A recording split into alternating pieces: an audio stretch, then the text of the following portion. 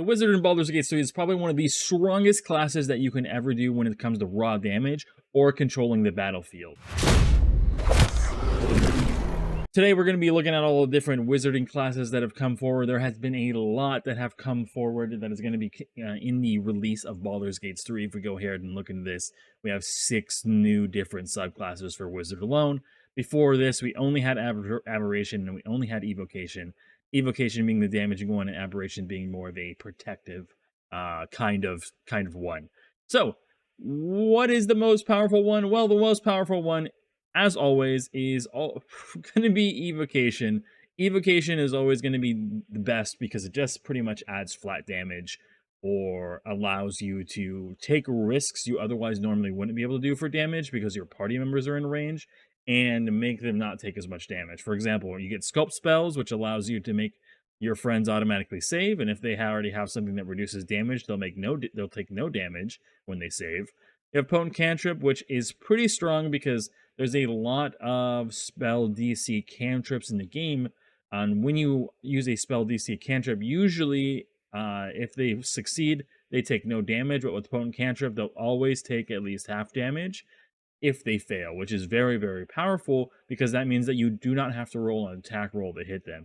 Usually these cantrips are a little bit stronger than the attack rolls because your attack rolls are more likely to hit.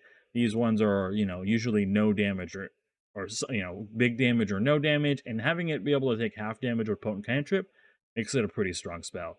And then Empowered Evocation is just straight up flat damage. You're getting a minimum of +1 to any damage roll of evocation spells, and that's why it makes that's what makes evocation wizards so strong.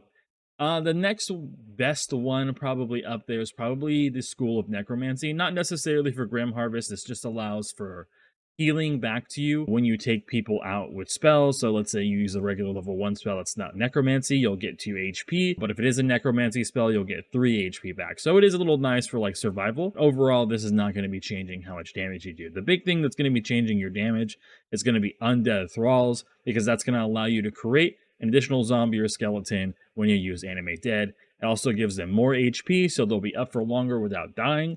And they'll also get your proficiency bonus to its weapon damage rolls, which is very, very good. That's a huge increase in like their effective ability overall. The last one that you'll get, because we won't be getting the 14th level in Baldur's Gate 3, we only go up to level 12, is going to be Inured to Undeath, which is going to make you resistant to necrotic damage, and necrotic damage usually does a lot of damage. For example, compared to like radiant damage, Guiding Bolt does 46 and gives advantage on the next person that attacks them, but necrotic damage is a 3d10. So overall, this has necrotic damage spells usually have a higher up end of damage. So having resistance to necrotic is great, and not having your maximum hit points ever being able to be reduced is also a pretty decent thing.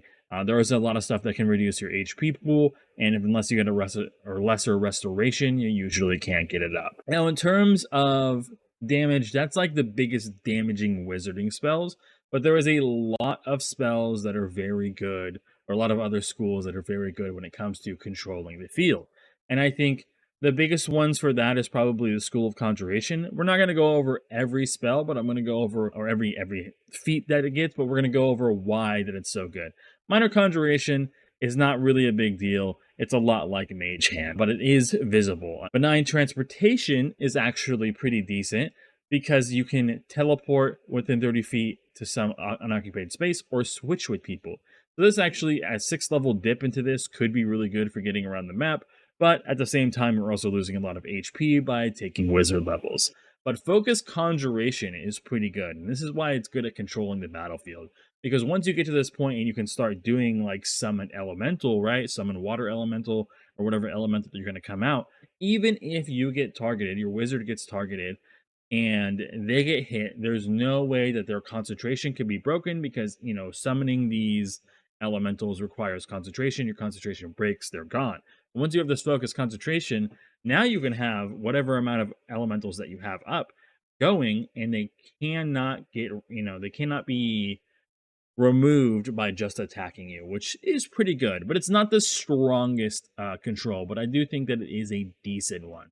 We want to look into like once we start like really controlling the battlefield, it's probably going to be Divination Wizard. I've never played a Divination Wizard myself, but I have always wanted to play one because I think that they are very, very good, and mostly just because of Portent. Portent, starting at level 2, you choose this school, Glimpses in the Future, begin to press in your awareness, and you finish a long rest, roll 2d20s, and record the numbers rolled. You can replace any attack, roll, saving throw, ability check made by you or a creature that you can see with one of these foretelling rolls. You must choose before the roll to replace a roll, in this way only once per turn. Each foretelling roll can only be used once. When you finish a long rest, you lose all unused foretelling rolls.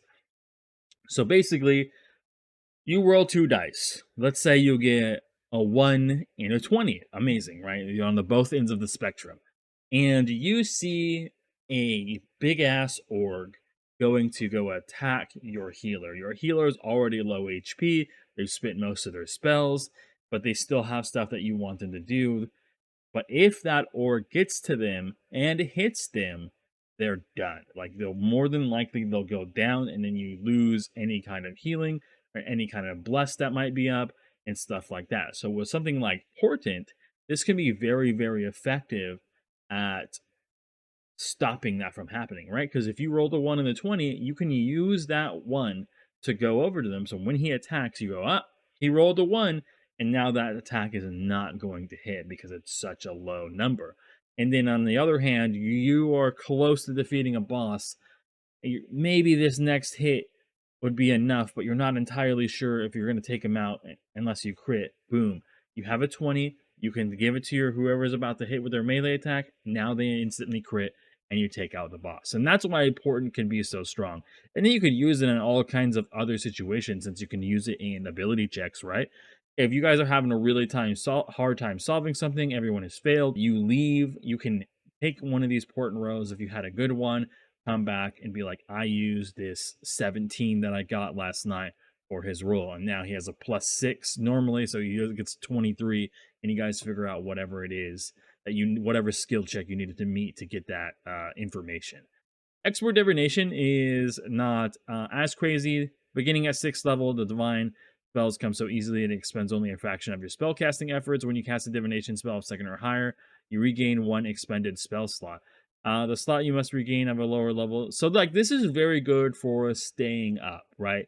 When it comes into controlling the battlefield, it can be good because that means that you can expend a higher level divination roll to get whatever you're trying to do to get back a lower spell, and then you can use lower spells again. So it does make you have like a lot more spells than you otherwise normally use, but you would have to use a divination spell to do so. The third eye is a decent one. Starting at 10th level, you can use an action to increase your powers of perception. And that can give you dark vision, ethereal sight, so that means you can see people who are, I believe if they're invisible, they're technically part of the ethereal plane. I might be misremembering. This probably doesn't, oh no, never mind. Those are two separate things. But you would be able to see things, I believe, like ghosts that are hiding because they're not necessarily invisible, but I could be misremembering. At least if the plane is there, you need to see something in the ethereal plane, you can see them. Greater comprehension, you can read any language, which can be really good for figuring stuff out. And then you can actually just see invisibility. So if anything's invisible, you can open up that third eye, and if they come within 10 feet of you, you know where they're at. Greater Portent is very good, but it's not something that we'll get. It just increases like how many rules that you can hold on to yourself and go from 2 to 3, which can be very good. Now, some of the other ones that can, be good at controlling, Wizard of Enchantment, right? You can charm people, basically. You're all focused around charms. You got the Hypnotic Gaze. You can enthrall a creature, drop it to 0, make it dazed, and then you can extend that effect. Very good. Deliberately disabling someone, especially an enemy, is very, very strong. Unless it saves, and it's free. Instinctive Charm. When you see a creature within 30 feet, you can make an attack roll against you. You can use a reaction to divert the attack. Provided another creature is within range, the attacker must make a wisdom saving throw against your wizard spell save DC. On a failed save, the attacker must target the creature that is closest to it, not including you or itself. If multiple creatures are closest to, the attacker chooses which one to target. A successful save, it's still You cannot use this feature again, and obviously it's still going to hit you. You must choose this feature before knowing whether to hit the attack hits or misses. Doo doo. I hate things that have conditional effects like that. I would love to know first if it's gonna hit and then switch it, but I understand why they do that. Split enchantment means that you can target more than one creature. If it only is a one creature thing, you can do two creatures. Could make your control of the battlefield a lot better. Now, the School of Illusion can be pretty good when it comes to controlling the battlefield, but usually it's more better at controlling stuff before the battle, right? Setting up distractions, improved minor illusions so you can make it do more, right? Or is it this one, or is it Malleable Illusion? No, Malleable Illusion is the one that you can make your minor illusions do more than they otherwise normally would. Usually, you can set up a dude to like stand like this, but he's not going to be moving because he's a minor illusion, or maybe we'll do a very minor movement. But with malleable illusions, you can make them do more within a certain time frame. But this does improve your illusions. They can make sounds instead of just having a look, which can make a diversion a lot more convincing if you hear footsteps, if you hear them cutting something, etc., things like that. Illusionary Self, I think, is probably the strongest point there, and it's probably what makes you. It also gives you like a pretty decent amount of survival, which is like you can make an illusionary duplicate of yourself as an instant and almost instinctual reaction in danger. When a creature makes an attack roll against you, you can use a reaction to pose an illusionary duplicate between the attacker and yourself, and the attack automatically misses. Once you use this feature, you cannot use it again until a short or long rest. So this is a very good way to get a little bit of survivability. But usually illusions are going to be used best out of combat. You could use them in combat, however. It's rare that the creature, unless it's a kind of a dumb creature, is going to realize or think that that's also a person and attack it. But it can be very good for in doing a little bit of a distraction, slowing down so they don't come and attack your squishies as fast as they normally would. I think probably the strongest when it comes to actual survival, even though I was gonna say aberration, but illusionary has a little bit of survival in it and a little bit of crowd control. One that's pretty much all survival is aberration. Aberration is very, very good when it comes to survival because all of their stuff focuses around the aberration spells, and aberration spells are pretty much like all protective spells or stopping something from happening spells or removing something completely, like counter spell, dispel, and I believe things like shield are also aberration spells. And all of your spells or your bonuses from the School of Aberrations are just giving yourself like a protective ward, which is going to work a lot like temporary hit points, except that they can be replenished a lot easier. So when you do the ward equals to twice your wizard level. So let's say you're level 5, 10.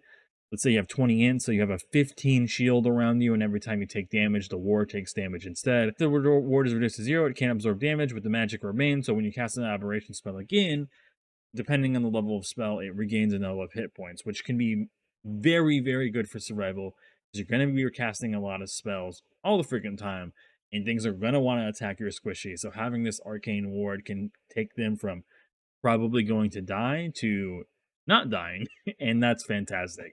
You can also do protected ward starting at 6th level.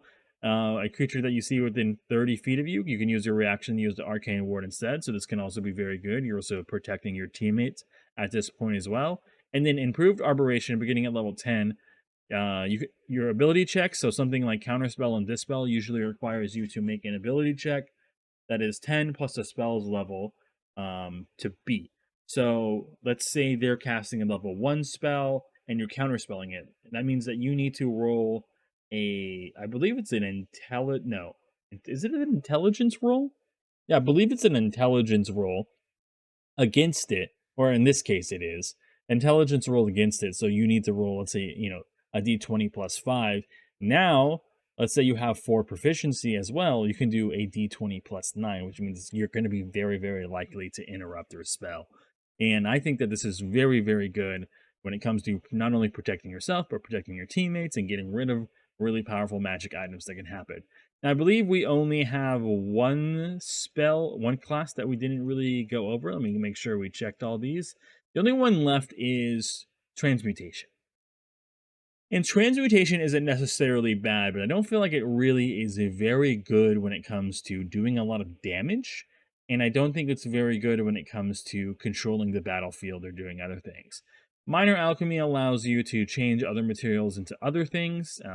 For every 10 minutes you spend performing the procedure, you can transform 1 cubic foot of material after an hour, or you can use concentration, and it reverts back to its original substance. So you can, scam people with this, or maybe you could trick a puzzle with something like this, but it's not necessarily very strong.